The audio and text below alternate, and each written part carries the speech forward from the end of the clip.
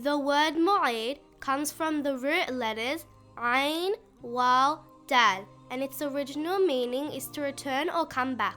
From these root letters we have the word ma'ad, which means return.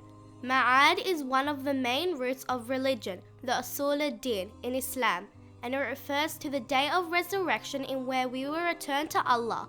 Out of these same root letters we have the word Eid, and it also means to return.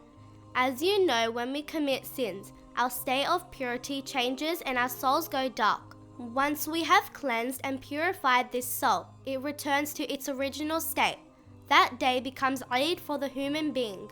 Hence why one of the wisdoms of fasting during the holy month of Ramadan is that we purify our souls during this month.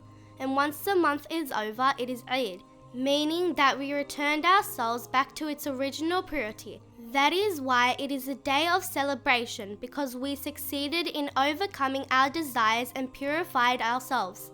Allah is called Al-Mu'id. He brings everything back and everything returns to Him. He will bring life back from the dead and will gather everyone for judgment on the day of judgment. You will be returned. Your soul will be returned. Your lost memories, your hidden intentions will all be brought back. Everything will return to Allah.